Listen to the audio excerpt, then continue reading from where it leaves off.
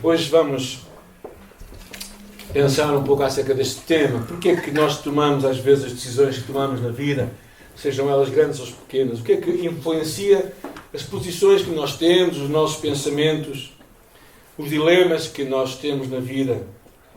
Como é que nós nos comportamos diante dos desafios de uma sociedade que está cada vez mais cansada, com explosões de ódio e de abandono? O que é que nos leva a decidir se está certo ou errado?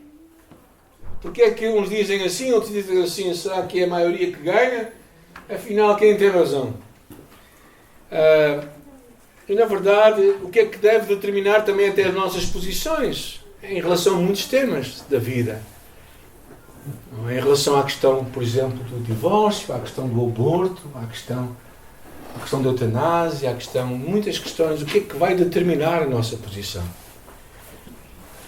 Há cerca de um ano atrás, quando nós fizemos um levantamento junto da igreja aqui, o que é que as trouxe até à nossa igreja? Uma das coisas que nós percebemos foi esta convicção de que a Bíblia é para nós a fonte de fé e de prática. Ou seja, ela não somente afeta as nossas crenças, mas ela tem de afetar a nossa vida no dia-a-dia. Ela tem que afetar o nosso dia-a-dia, as nossas decisões. E procuramos verbalizar isto e chegamos a 5 ideias-chave, quais os valores da nossa igreja. Começamos a falar deles, podes passar, por favor, aí. Aceitação. Foi um dos valores que nós vimos, não é? Aceitar as pessoas tal qual elas são. Não necessariamente aprovando os seus comportamentos. A segunda coisa que falamos foi acerca de termos uma fé autêntica. Ou seja, viver uma fé autêntica é a única forma de construir relações verdadeiras entre nós, uns com os outros e com Deus. Não vale a pena dizer algo que nós não acreditamos ou fingir algo que não é verdade para nós. E hoje iremos falar acerca deste terceiro tema, que é a centralidade bíblica.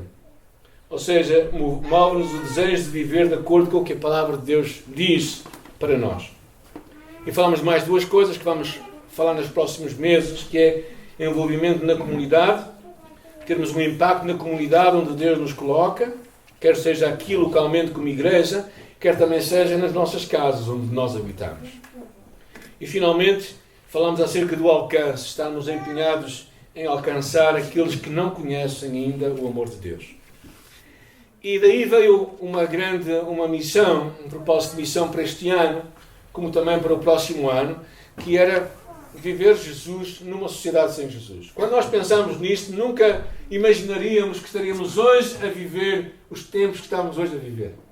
Viver Jesus nos dias em que vivemos é certamente o ato mais revolucionário, o testemunho mais poderoso que tu e eu podemos dar.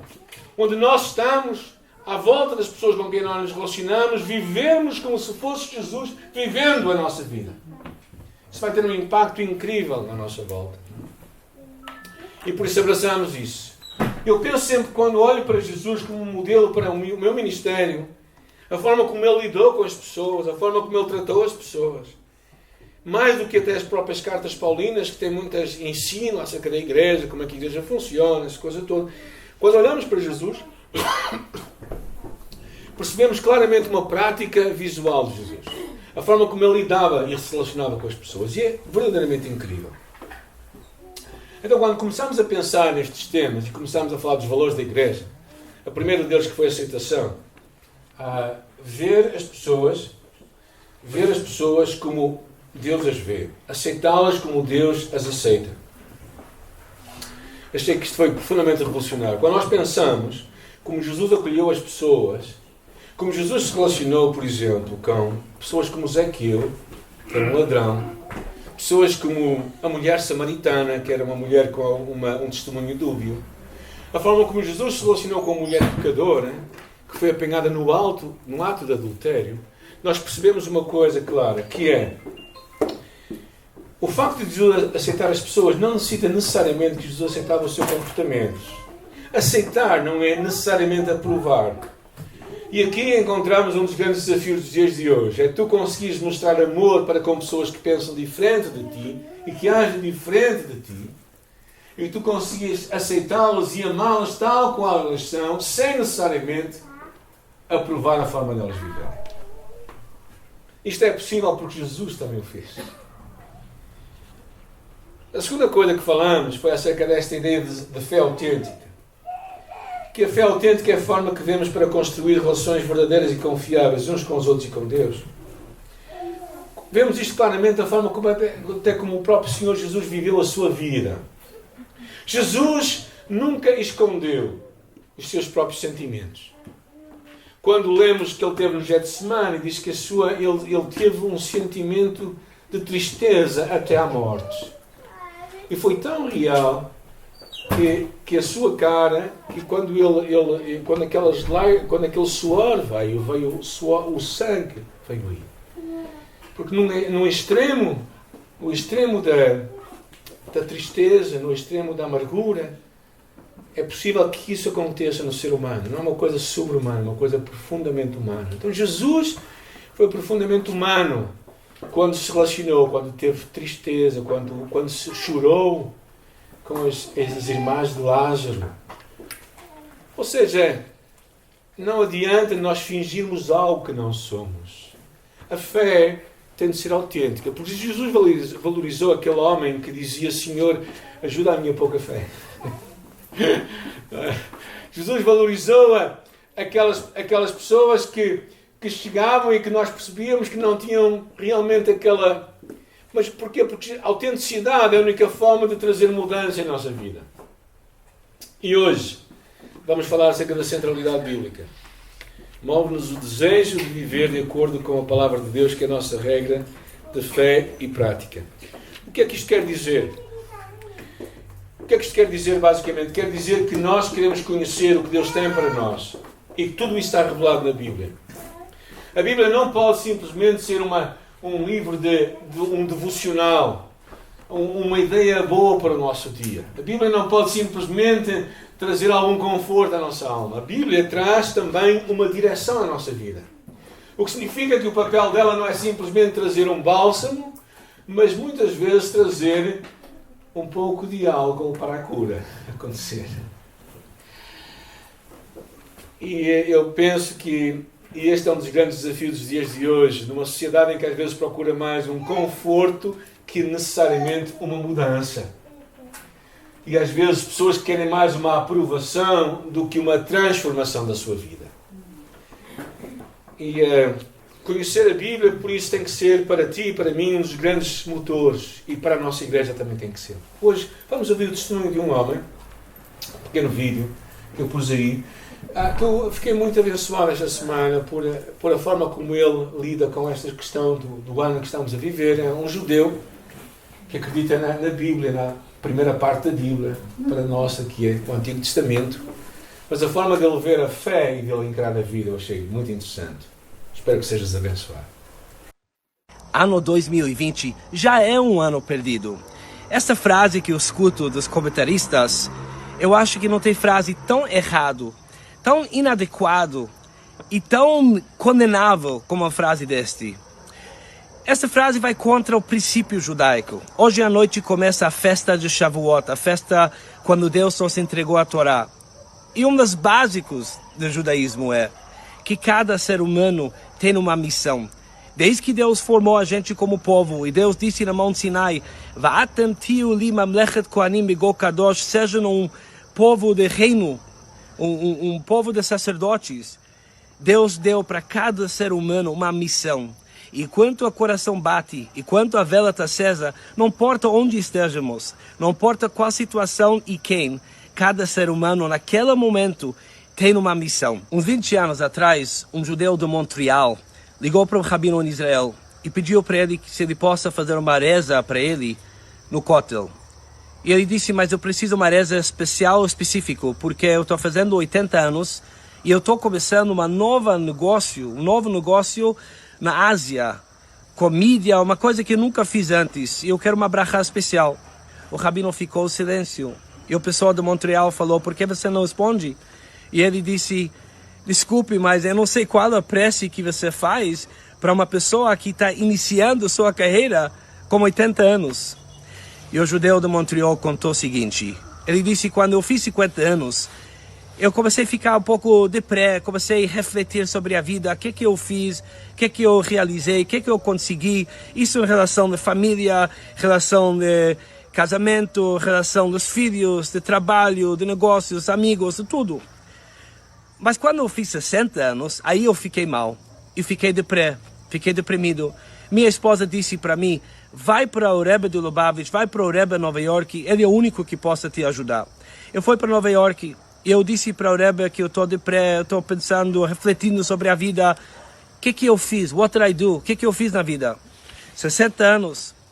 E o Rebbe me respondeu o seguinte. O Rebbe disse, quem é o judeu mais famoso de todos os tempos? E eu disse, Moshe Rabbeinu. E o Rebbe disse, você sabe quantos anos Moshe tinha quando ele iniciou a carreira dele? Moshe Rabbeinu era pastor, cuidou do rebanho de seu sogro. E um dia ele estava andando no deserto e Deus apareceu para ele. E Deus disse, Moisés, vai para Faraó e diga para ele, let my people go. E Moisés começou a carreira. E naquele momento, Moisés virou líder do povo de Israel e liderou o povo de Israel para sair do Egito, para receber a Torá, até levar eles até a beira da entrada de Israel. Quantos anos Moisés tinha? E o Rebbe respondeu, a gente sabe, Moisés tinha 80 anos. Até 80 anos ninguém conhecia ele. Ele era simples pastor. Com 80 anos, ele virou Moshe Rabbeinu. Disse o Rebbe, como uma pessoa pode iniciar sua carreira com 80 anos? E a resposta é, disse o Rebbe, se alguém olha para trás, ele pensa que eu deveria ter feito, porque eu não tenho feito, que eu não deveria ter feito, que eu deveria ter feito melhor, porque eu não fiz tal coisa, ele fica mal e fica velho. Se alguém só olha para o futuro, o que eu ainda posso fazer, o que eu tenho força para fazer, qual potencial eu tenho para fazer, o que eu quero ainda fazer e eu vou fazer, ele permanece jovem e saudável e forte. Ano 2020 é um ano diferente, mas ano perdido jamais. Se nós aprendemos algo do Shavuot, da Torá, ano 2020 vai ser um ano muito especial. Um ano que nossos filhos e nós vamos lembrar para a vida inteira. E é um ano que a gente mudou muita coisa da nossa vida. Ok, obrigado. Se tu e eu guardarmos alguma coisa deste ano, do que Deus fala connosco, na sua palavra este ano, nós vamos aprender alguma coisa. O meu desejo é que tu possas usar este ano. Pessoal lá em casa, desculpem, tiveram que esperar um bocadinho mais, porque nós estamos aqui a ver o vídeo um bocado atrasado. Mas, se tu podes esperar algo que Deus tem para ti, então eu quero te encorajar verdadeiramente a olhar para a palavra e tu conheceres este Deus. Por isso eu acho que quando nós lemos a palavra e a tomamos como a palavra de Deus para nós vamos ser transformados. Eu quero partilhar convosco 3 pensamentos. O primeiro deles é Cristo, a palavra que dá vida. É muito interessante o Evangelho de João, quando Jesus é dito de Jesus. No princípio era a palavra e a palavra estava com Deus e a palavra era Deus. E a palavra se fez carne e habitou entre nós e vimos a sua glória como a glória do unigênito do Pai, cheio da graça e da verdade. Jesus é esta palavra, a palavra que muda a nossa vida. Por isso, mais à frente no Evangelho de João ele diz, e conhecereis a verdade ou a palavra e a palavra vos libertará. Se pois o Filho do Homem vos libertar, verdadeiramente sereis livres. Cristo é esta palavra de Deus. E é tão interessante que ele vai mais longe quando lá, mais à frente, no capítulo 6 de João, ele diz, e Jesus lhes disse, eu sou o pão da vida, aquele que vem a mim não terá fome, e quem crê em mim nunca terá sede. Ter fome e ter sede é algo que é impressionante ter. Eu não sei quantos de vocês tiveram mesmo um momento em que vocês tiveram mesmo fome, ou mesmo sede. Eu tive. Lembro particularmente do meu tempo no serviço militar, em que realmente passei mesmo sede e passei mesmo fome. É uma coisa incrível, gente. E a chamada aqui é para tu e eu termos como que fome de Deus, fome deste Cristo. Por isso é que Ele nos convida a nós nos alimentarmos dele. Em Mateus capítulo 4, ele diz claramente: nem só de pão viverá o homem, mas de toda a palavra que sai da boca de Deus. Então tu e eu devíamos ter esta fome desta palavra, deste Cristo, que se dá a nós. Se dá a nós não somente na ceia, quando nós celebramos, mas se dá a nós todos os dias, quando nós o encontramos na palavra. E por isso é que a palavra em Pedro é tão significativa quando ele diz assim: sendo de novo gerados, não da semente corruptível, mas da incorruptível, pela palavra de Deus. Ou seja, é a palavra de Deus, é o que Deus fala aqui, e quando fala contigo, que gera em nós vida, que traz a ti e a mim uma vida. Por isso, antes de mais, nós temos que nos alimentar deste Deus. Temos que nos alimentar deste Deus que fala connosco.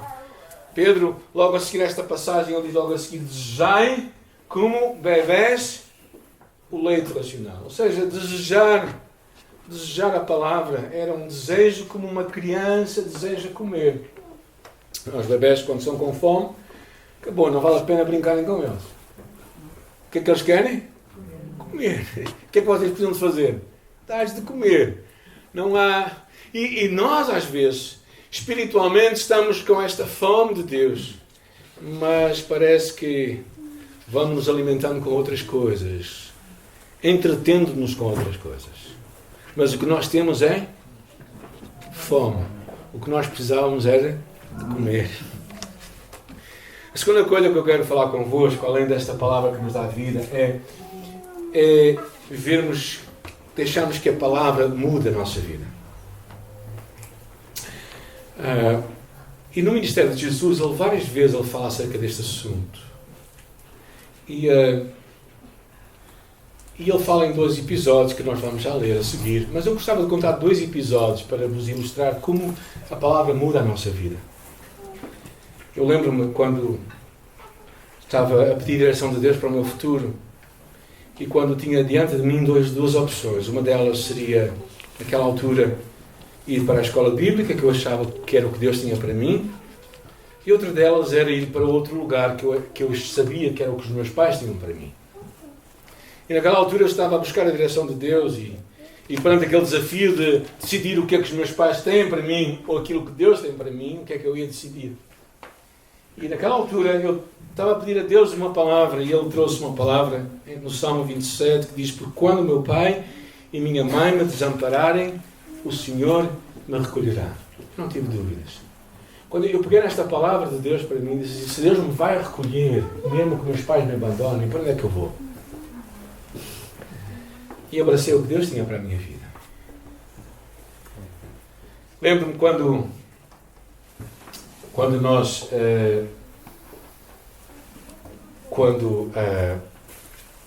estava a lutar com problemas de perdão no meu coração, se devia ou não perdoar alguém, como é que devia lidar com as mágoas no meu coração, como é que devia lidar com as coisas que as pessoas me fizeram mal na minha vida. Deus trouxe uma palavra no livro de Gênesis capítulo 38, a história de José. Quando José decide perdoar os seus irmãos de coração. E quando Deus decide trazer para ele 2 filhos. Alguém sabe o nome? Efraim e Manassés. Efraim, Deus me fez esquecer o que eu passei. E o segundo, Deus me fez prosperar. Porquê? Porque a prosperidade de Deus sempre vai depois do perdão. Se tu não vais perdoar, tu não vais prosperar. A ordem é importante. Efraim e Manassés. E naquela altura eu percebi uma coisa, que se eu queria ter a prosperidade de Deus na minha vida, eu tinha que levar a sério o perdão.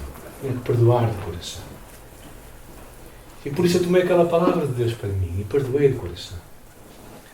E é assim, a palavra tem que mudar a nossa vida. A palavra não é simplesmente coisas para termos aqui na cabeça, conhecimento bíblico. Isso é o que faz a diferença entre um religioso e um discípulo. É que o religioso tem conhecimento, o discípulo tem vida.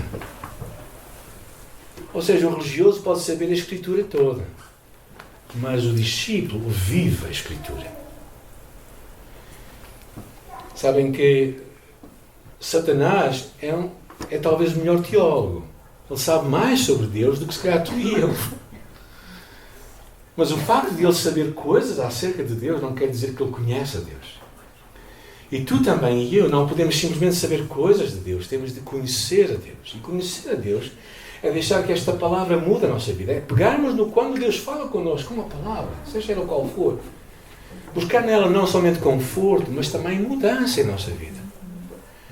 E por isso é que Jesus contava isto. Eu queria só pegar em 2 episódios de Jesus. Um deles foi esta parábola, a explicação da parábola do semeador, que ele conta. Ele diz assim: todos aqueles que ouvem a palavra do reino e não entendem, é como a semente que caiu à beira do caminho. Vem o diabo, tira o que foi semeado no coração. A semente que caiu no terreno pedregoso representa os que ouvem e a recebem com alegria, mas dura pouco tempo porque não tem a raiz. E quando vêm os sofrimentos e as perseguições por causa da boa nova, não aguentam. A semente que caiu entre espinhos representa aqueles que ouvem a boa nova, mas têm as preocupações da vida e a ilusão das riquezas, sufocam e o fruto não aparece. Mas a semente que caiu em boa terra representa os que recebem a boa nova, a compreendem e dão fruto. Um a 100, outro a 60 e outro a 30 por cada grão. A transformação que Deus quer fazer na tua e na minha vida acontece por causa do poder da palavra de Deus. Eu te quero encorajar a deixar que esta palavra mude a tua vida. No final do Sermão da Montanha, Jesus termina aquele discurso incrível. São aqueles 3 capítulos que podem mudar a vida de qualquer homem. Ele termina de uma forma tão interessante. Assim, todo aquele que ouve as minhas palavras e as põe em prática pode comparar-se ao homem sensato que constrói a sua casa sobre a rocha. E cai muita chuva, e vem as cheias, e os ventos sopram com força contra aquela casa, mas ela não cai, porque os seus alicerces estão colocados na rocha. A diferença, tudo o que vai fazer na tua vida vai ser a obediência à palavra. Eu quero te encorajar a levares a sério o que Deus fala contigo na palavra. Quero te encorajar a pegares na palavra e dizeres: não, isto é verdade, eu vou viver isto. Mesmo que vai trazer desconforto à tua vida, mesmo que vai trazer talvez problemas à tua vida, mesmo que vai trazer algo que não vai ser tão confortável, não é? Como naquela vez que eu passei o vermelho, não é? Ali na circunvalação, há quase 20 anos atrás, e a polícia, os enviados do Senhor estavam lá à frente e me pararam, não é? E naquela altura eles me perguntaram, não é? Você viu que passou o vermelho? Eu poderia alegar algum daltonismo, alguma falta de visão temporária, mas eu sabia que só ia acrescentar uma dor ao meu pecado. Bem, graças a Deus que houve uma amnistia daquela multa e de muitas outras, mas isto é uma coisa à parte. Eu acho que foi a graça de Deus que foi super abundante aí. Mas às vezes nós lemos a palavra e nós... E eu quero vos levar para 2 passagens para fecharmos este tema da palavra, que eu acho muito significativos, na carta a Timóteo. Paulo escrevendo ao jovem pastor Timóteo. Eu sublinhei as coisas que eu acho mais interessantes, mais significativas aí. Tu, porém, permanece naquilo que aprendeste e de que foste inteirado, sabendo de quem o tens aprendido, e que desde a tua meninice sabes as sagradas letras que podem fazer-te sábio. Sábio para a salvação, pela fé que é em Cristo Jesus. Primeira coisa, sabedoria que vem da palavra. Toda a Escritura é divinamente inspirada e proveitosa para ensinar, para redarguir, para corrigir, para instruir em justiça. Ou seja, há todo um processo de desmontar algo que está errado e levantar algo que está certo. A palavra de Deus serve para confrontar as nossas mentiras e as nossas falhas e edificar em nós verdades absolutas. É isso que Deus quer fazer em ti e em mim, pela palavra de Deus. E Timóteo tinha a oportunidade de deixar que aquilo operasse em sua vida, que a palavra, e tu e eu precisamos de buscar esta palavra de Deus para nós. E por isso é que ele diz logo a seguir, para que o homem de Deus seja perfeito e perfeitamente instruído para toda a boa obra.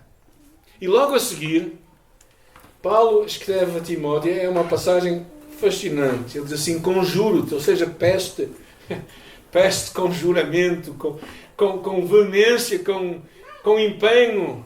Peço-te encarecidamente, Timóteo, diante de Deus que há de julgar os vivos e os mortos, na sua vinda e no seu reino, que pregues a palavra. Ou seja, expliques a palavra. Instes, ou seja, insistas com as pessoas, a tempo e fora de tempo. Quando as pessoas querem ouvir e quando elas não querem ouvir. Redarguas, ou seja, edifiques, repreendas, ou seja, chames a atenção, exortes, ou seja, ensines, expliques, com toda a longanimidade e doutrina. E porquê? Porque virá tempo em que não sofrerão essa doutrina. Haverá tempo em que as pessoas não vão querer ouvir o que Deus tem para elas. Haverá tempo em que as pessoas terão, diz a palavra engraçada aqui, comichão nos ouvidos, e vão amontoar para si doutores de acordo com os seus próprios desejos. E vão desviar os ouvidos da verdade, voltando às fábulas, às histórias inventadas dos homens. Quando é que é esse tempo? Foi, é e será. Os homens não querem ouvir muitas vezes o que Deus tem para elas. Os homens não vão aguentar ouvir o que Deus tem para elas.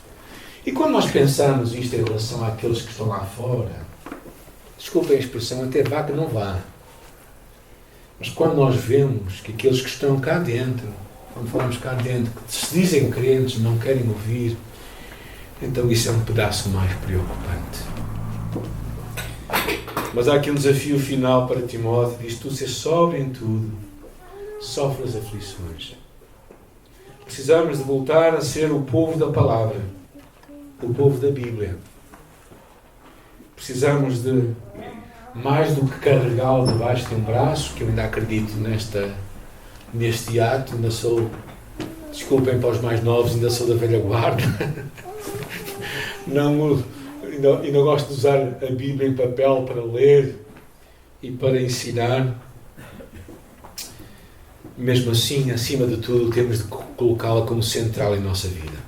Temos de vivê-la, temos que acreditar nela.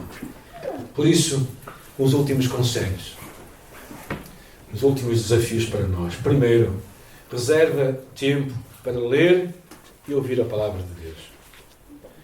Encontra na tua vida, no teu dia-a-dia, tempo para te alimentares da palavra. Encontra um sistema, um devocional, encontra qualquer coisa que te facilite a poderes levar a sério esta palavra. Não procure simplesmente coisas que sejam soluções rápidas, mas procura conhecer o que Deus tem para ti. Vê esta palavra como uma carta que Deus escreveu para ti. Quando eu estava nos comandos, eu escrevia e eu recebia cartas da minha esposa. Então vocês não podem imaginar a alegria que era receber uma carta. Na verdade, eu ainda as tenho guardado. As dela e ela as minhas. Imaginem o que é realmente receberem, porque o desejo era tanto de ouvir a voz dela, que havia aquele empenho todo. Quer dizer, eu sei que agora as tecnologias não permitem alimentar este desejo, não é? Nós tudo é muito rápido. É um SMS, é uma imagem, é um emoji, é essas coisas todas, não é? Mas nós não alimentamos esta sede, esta fome de Deus. E nós devíamos fazê-lo. Deveríamos desejar a palavra. Não é? Ter fome da palavra. E por isso reservar tempo em nossa vida, no teu calendário diário. Se não tens tempo para encontrar Deus, então estás ocupado demais. E estás muito mal ocupado. Segunda coisa, obedece à palavra. Leva a sério o que Deus está a falar contigo. Não te escuses, mas sabe que o sucesso da tua vida vem pela obediência à palavra. Se Deus te pede para perdoares, perdoa. Se Deus te chama a testemunhar, testemunha. Se Deus te traz uma palavra, seja ela qual for, então faz, abraça o que Deus tem para ti. Se Deus te dá capacidades e dons, ser fiel naquilo que Ele te confia. Obedecer à palavra é o que te vai fazer bem-sucedido. Josué capítulo 1 diz que quando nós obedecemos à palavra, nós seremos bem-sucedidos. E a terceira coisa é partilhar com os outros. Está aí. Partilha com os outros a palavra. Pensa na palavra como uma semente que tu largas no coração de alguém. Quando tu largas uma semente, o que é que tu vais acreditar? Que ela vai crescer. E quando tu largas a tua semente à próxima geração, o que é que tu vais esperar? Que ela vai crescer. A minha esperança é ver, se Deus permitir ainda, ver a próxima geração, já não dos meus filhos, dos meus netos, e quem sabe até dos meus bisnetos, a receberem uma nova herança, a semente da palavra em sua vida e a trazer mudança em sua vida. É isso que Deus quer fazer em ti e em mim.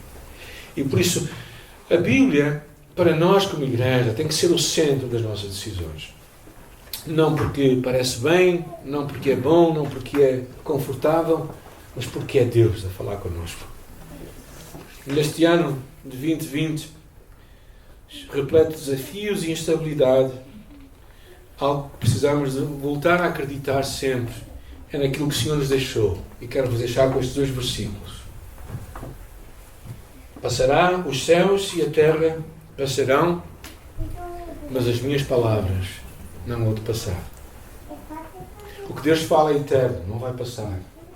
Se Deus promete que está contigo, Ele está contigo, hoje e sempre.